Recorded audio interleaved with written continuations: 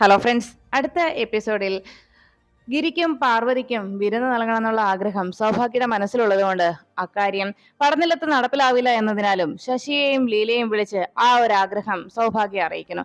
അങ്ങനെ ശശിയുടെയും ലീലയുടെയും വീട്ടിലേക്ക് ഗിരിയെയും പാറുവിനെയും വിരുന്നിന് ക്ഷണിക്കുകയാണ്. കുടുംബസമേതം സഹോദരിമാരോടൊപ്പം ഗിരി പാറുവിനെയും കൂട്ടി ശശിയേട്ടന്റെ വീട്ടിലേക്ക് എത്തുന്നു.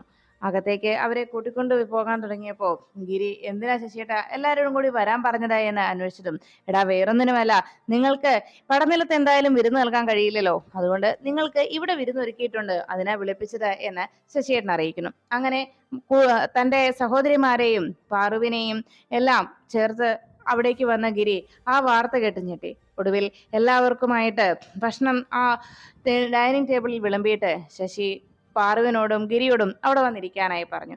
സഹോദരിമാരോടൊപ്പം പാറുവും ഗിരിയും അവിടെ ഇരുന്ന് ഭക്ഷണം കഴിക്കാനായി ആ വിരുന്ന സൽക്കാരത്തിന് മുന്നിൽ ചെന്നിരിക്കുമ്പോൾ വേദനയോടെ ഗിരിയും പാറുവും പരസ്പരം നോക്കി. അതിനുശേഷം ലീലയുടെ ഫോണിലേക്ക് സൗഭാഗ്യ വിളിച്ച് വിവരങ്ങൾ അന്വേഷിച്ചു. പാറുവും ഗിരിയും വന്നിട്ടുണ്ടെന്നും അവർക്ക് വിഭവസമൃദ്ധമായിട്ടുള്ള സദ്യ തന്നെ, വിരുന്ന് തന്നെ തങ്ങൾ ഒരുക്കിയെന്ന് പാറുവിന്റെയും ഗിരിയുടെയും മനസ്സ് നിറച്ചിട്ടുണ്ട് എന്ന് ലീല പറയുമ്പോൾ അത് അപ്പുറത്ത് മാറി നിന്ന് പാർവതി കേൾക്കുന്നു.